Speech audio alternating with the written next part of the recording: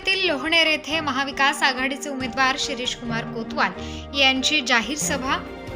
फटाक्यांची आतिषबाजी करत शिरीष कुमार कोतवाल यांचे जोरदार स्वागत। प्रचारासाठी आलेल्या शिरीष कुमार कोतवाल यांच्या समोर वसाका कारखान्याच्या कर्मचारी व कुटुंबियांनी मांडली आपली व्यथा।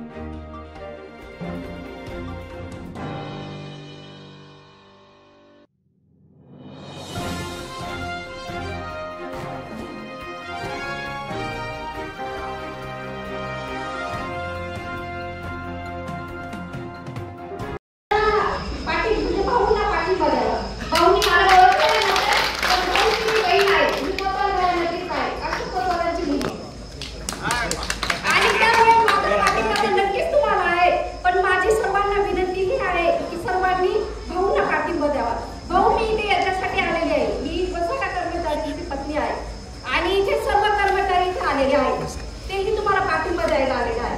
आजपर्यंत सर्वांनी आम्हाला आश्वासन दिली, सर्वांनी सांगितलं की आम्ही तुमचा कारखाना चालू करू। जवळजवळ 2012 पासून कारखाना हा बंद पडलेला होता, त्याच्यानंतर 2 वर्ष चालू केला, 25 वर्षासाठी चालवायला दिला, पण त्यातही आम्ही पगार केलेला नाही। आजही 5 महिन्याचा पगार आमचा अडकलेला आहे। आम्ही कसे आमचे दिवस घालवतो हे आम्हाला माहिती। आमच्या सगळ्या भगिनी कामाला जात आहे, लोकांच्या कामाला जात आहे। आमचे जे युवक आहे तेही लोकांच्या कामाला जातात, दुसऱ्या कारखान्यावर जात आहे।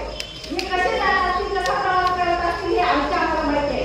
लाईट नव्हती, प्रौढी सांगितलं लाईट कशी दिलेली आहे, पाणी नव्हतं, पाणीही दिलेलं आहे। हे केवळ ग्रामपंचायतीमुळे शक्य झालं। आणि तुम्ही फक्त आमचा कारखाना चालू करावा, आमची रोजीरोटी चालू करा, हीच आमची अपेक्षा आहे। माझा तुम्हाला सर्व म्हणजे भगिनींतर्फे पाठिंबा आहे। बस एवढे बोलून मी माझी गोष्ट कारखान्याचा विषय मांडला गेला, नाही तर आतापर्यंत तशी निवडणूक सुरू झालेली आहे। बऱ्याच जाहीर सभा झाल्या, आता कारखान्यात जाहीर सभा झाली होती, परंतु आता कोणताही कर्मचारी नाही, काही शेतकरी पण नाही काही ज्याने वसाकाचं कारखाना मांडलेलं आहे। आणि मला एक खेळ वाटतो, आता शेतकरी सुद्धा झोपलेला आहे, कर्मचारी झोपलेला आहेच, कारण काय गोष्टी शेतकऱ्यांनी आवाज केला पाहिजे असं माझं म्हणणं आहे। तर माझ्याकडे बरेच सुद्धा असेल तर मी पहिलं माफी मागतो। तर कोतवाल साहेब सर, माझी एकच विनंती, आतापर्यंत फक्त आम्हाला आश्वासन देत आलेले, आम्ही बऱ्याच वेळा आंदोलन केले आम्ही जमीनदार कर्मचाऱ्यांनी, आणि यावेळी सर्वप्रथम मी आणखी अभिनंदन करतो की आमच्या वसाहतीच्या महिला आहेत यांनी मला साथ दिली। ते माझ्यापर्यंत नाशिकपर्यंत आल्या, तहसीलदार कलेक्टर पोलीस आम्ही प्रत्येक गाव घेतलेले आहे। परंतु आतापूर्वी नागपूर आम्ही अमेरिकेला कारखाना चालू केला, यावेळी तर आमच्या अजूनही तयारी आहे, फक्त आमची एवढी मागणी आहे, जर तुम्ही खरंच आम्हाला साथ दिली तर आज कर्मचारी 900 नाही तर 900 एक जरी कर्मचारी गेला, एक कर्मचारी 1000 लोक घेऊन तिथे मागे उभा आहे।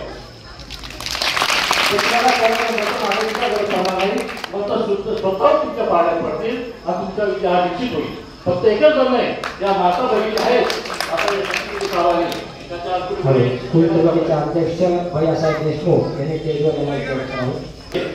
आपल्या कारखान्याला सुरुवात जावं लागतं, त्याचे जवळचे ऍक्सिडेंट झालेले ते अक्षरशः मरता असतो, त्याच्या कुटुंबाचे काय होत नाही। फक्त याचं तुम्ही दाखी लक्ष घालावं।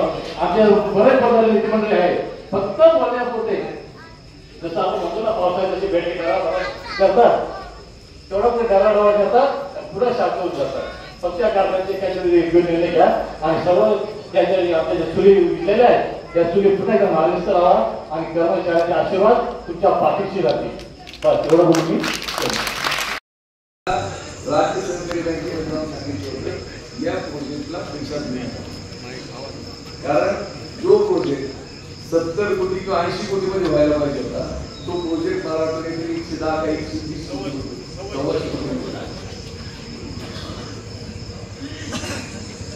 आणि हे एक जबाबदारी या कारखाना घालवायला गेले 2 चेअरमन हा कारखाना घालायला जबाबदार स्वर्गवासी दौलतराय बाबा देखील त्याचे भागीदार आहे, जीवी यांना देखील त्याचे भागीदार आहे, परंतु त्यांचं काही गेलं नाही। नुकसान जी झाली ना ती कसमारीची झाली. कसमारीचं वैभव आज धूम पडले. आणि मी देखील तुम्हाला शब्द देतो की शिरीष कोतवालाच्या शब्दाला जर काँग्रेस राष्ट्रवादी शिवसेना सरकार आलं तर त्याच्या शब्दाला वजन आहे. मी तुम्हाला शब्द देतो जर हे सरकार आलं ना या कारखान्याचे चिमणी पेट्रोलशिवाय राहणार नाही. आणि ही चिमणी पेट्रोल दलालांच्या नाही तर शेतकऱ्यांच्या आणि समाजाच्या ताब्यात येईल. हा शब्द तुझी माझा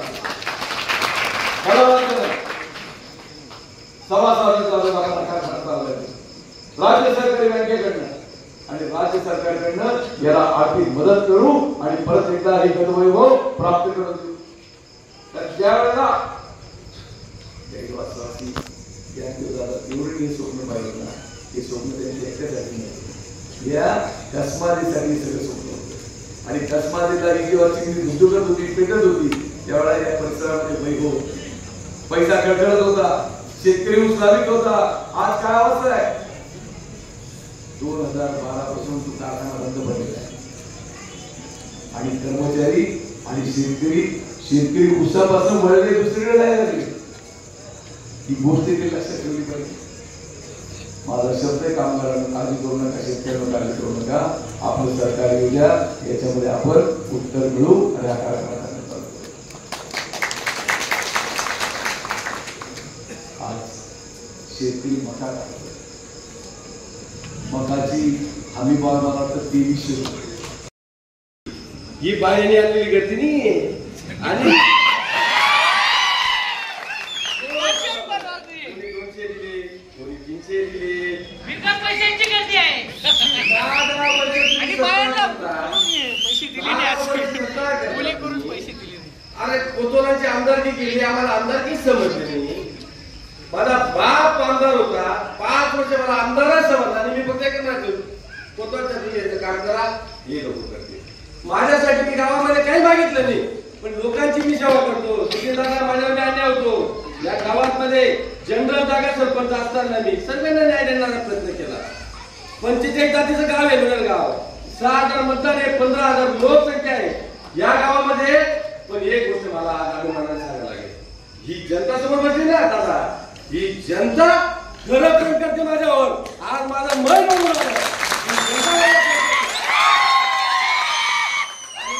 काही बगल बच्चे रेशन माफिया ज्यांना मी सरपंच बनवलं ते मला सांगतात की नाशिकच्या पुढे यांना गाडीमध्ये बसू नका.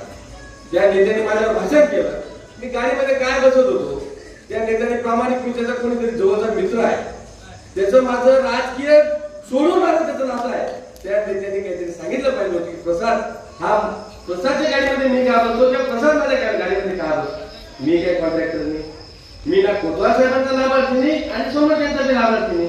त्यांनी जर प्रामाणिकपणे सांगायला पाहिजे होतं त्या बगलवरचे तो सांगतो 15-20 तारीखचे कामं वाचतो, तो नेत्याच्या नावावर बोलतो. तो अरे तुझ्या पुतण्याने किती झुंड केली, स्वतःची प्रायव्हेट जागा ही त्याचा 11-15 कोण सरपंच होता त्याच्या नावावर 6,000 गावाला त्या भिंत पाय कुठल्यामध्ये सरकून घेतली जागा वाढली पाहिजे म्हणून. अरे तुमची भूकच भागत नाही आणि तुम्ही आमच्यावर आरोप करताय.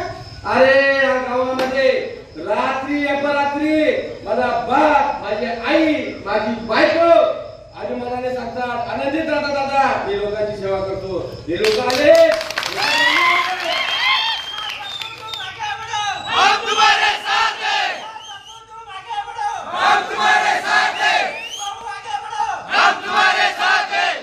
पैसे स्वतःच्या खिशातून खर्च करतो दादा. प्रामाणिक मदत करायची नीतिमत्ता आहे. माझ्या वडिलांनी मला सांगितलं भाऊ तू भिकारी उपाशी राहिला तर चालेल, पण कोणाची गोरगरिबाची हाय घ्यायची नाही. आम्ही काय कोणाचे मक्याचे काटे मारतो आणि माझ्या घरच्यांना बी जगवण्याचा प्रयत्न करतो. का मला याची जाणीव माझ्या घरच्यांनी कष्ट कमाड्यातून आणले त्यांचा बी प्रयत्न करतो. माझ्या गोरगरीब महिला, माझ्या गोरगरीब गावात कोणत्याही माणसावर काही वाईट प्रसंग आला नाही स्वतःचे करतो दादा. मला हे सांगायला नको लोकांना, पण तो एक बगल करता आहे ना त्याचा जरा होत जरा असं झाला. तो केदारनाथ निवडले तो मेंटल होईल आणि केदारनाथ पडले तो फाशी.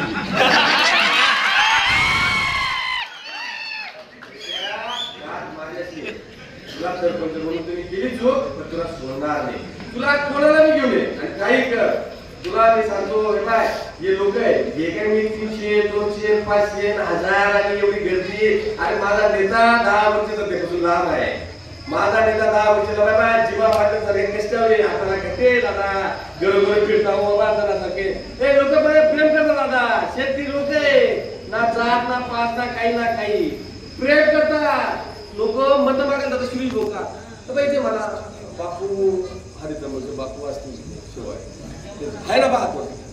मी गेलो देवाशिवाय गेलो मी तिथे म्हटलं काय असेल तुम्ही कोतवा आमदार क्या विषय वेगळा आहे माझ्याकडे शेवटची वेळ परत मी आमदारकीसाठी मत मागायला नाही दादा माझ्या पाणी आहे फक्त एवढी टाईप करा म्हणजे प्रसाद मी तू सांगितलं तरी मतदार करणार नाही म्हणजे असंच करणार नाही. कारण काय म्हणजे अरे आमच्या ट्रॅक्टरचा वांधा झाला आणि वांधा झाला तर मी तुला फोन केला तू भाऊला फोन केला मोठं सांगितलं भाऊ आणि शेतकऱ्याच्या वापरायला सांगितलं कांदा पिकवणार ते लोक तो आयता खायला तर तुमचा त्यांचा मालक आहे का म्हणे नो वांधा तुला पैसे द्यायला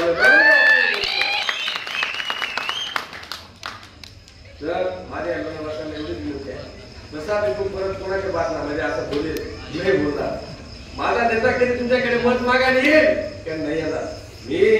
मी काय तुमच्या सोडणार नाही पण एवढी विनंती करतो मी की बा सत्यवान माणूस आहे लोकांचं दुःख स्वतःच्या मनात साठवणारा माणूस आहे खरं बोलणारा माणूस आहे.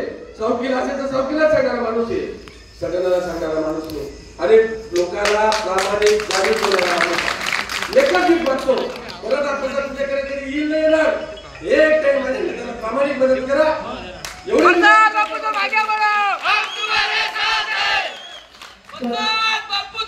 मुद्दा होता की या 10 वर्षामध्ये या लोणेर पुनर्लीमध्ये एखादं विकास काम तुम्ही सांगू शकाल की तुम्ही तुझे केलं आहे असं सांगण्याची त्यांनी काय सांगितलं माहिती का. या लोणेर जेवढी मोठी ग्रामपंचायत आहे आमचे माजी सरपंच आमचे भाऊ आमचे सहकारी मित्र निंबाभाऊ भाऊ या इथे सांगितलं या माझ्या लोणेरच्या बाबा जनतेला सांगितलं की केदारनाथाने घंटागाडी आणली केदारनाथाने सौरुजाचे बल्ब बसवले केदारनाथाने दर्पणांना सौरुजा बसवले. अहो त्यांनी बसवले मग आम्ही गाडी करतो या घरापतीमध्ये आम्ही गाडी करतो. तुम्ही तरी जाणत असाल माझी 15-20 निधी मग तू कोणाच्या घरी लागली बाबा कोणाच्या घरात घातली महत्वाचा प्रश्न आहे. हे बघा हे महादेव मंदिर आहे या महादेव मंदिराच्या या अंगणामध्ये जो पण खोटं बोले हा महादेव त्यांना कधी माफ करत नाही लक्षात घ्या. आणि हा तुमच्या पुढे योगेश्वर उभा आहे हा कोणाची लाचारी आणि दबाडी ही गोष्ट करत नाही लक्षात घ्या. पहिला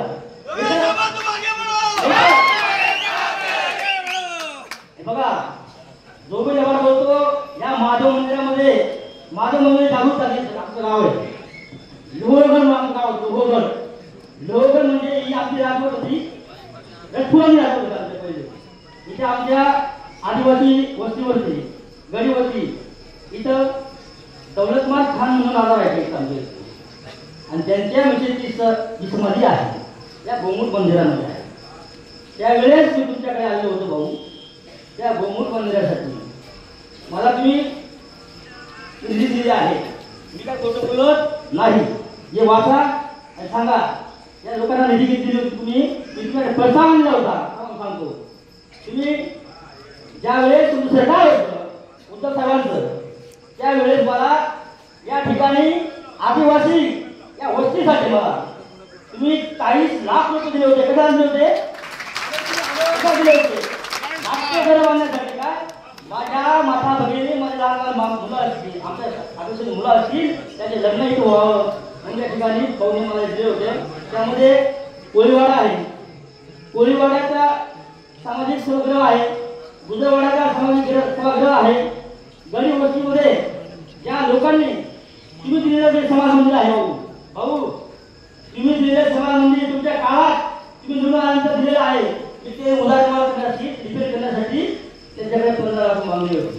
परंतु त्यांना काय वाटलं की काय हा काँग्रेस. उत्तर महाराष्ट्र न्यूज नेटवर्कसाठी धनंजय पाटील, चांदवड.